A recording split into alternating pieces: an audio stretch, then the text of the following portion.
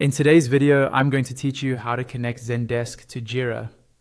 By the end of this walkthrough, you'll have your Zendesk account linked to your Jira instance, so your support and development teams can work together more smoothly. Let's start inside your Zendesk account. First, log into your Zendesk admin dashboard using your usual credentials. Once you're in, look over to the left-hand panel. You'll see several icons there. Find the rocket-shaped icon, which opens the Zendesk Admin Center, and click it. This is where you manage configurations and integrations for your workspace. When the Admin Center loads, stay on that left-hand panel. Look for the section called Apps and Integrations. Click on it to expand the options underneath. From the expanded list, select Integrations.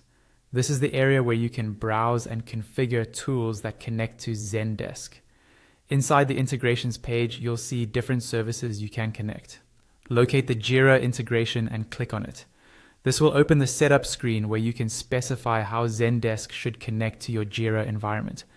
Now you'll be asked to choose which type of Jira instance you want to connect. You'll typically see options like Atlassian Cloud or Atlassian Government Cloud. Choose the one that matches your organization's Jira deployment. If you're not sure which one you're using, you might want to quickly confirm with your system administrator before moving on. Next, enter your Jira account's URL. This is the web address you normally use to access Jira in your browser. Type it carefully to avoid typos, since an incorrect URL will prevent the connection from working.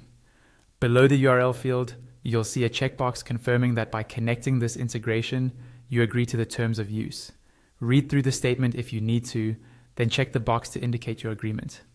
Once that's done, look to the bottom right corner of the page and click the button labeled Connect Jira.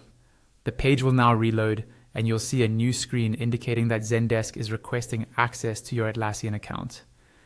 This is a standard authorization step that allows the two systems to share data securely. Review the access request, and if everything looks correct, click Accept.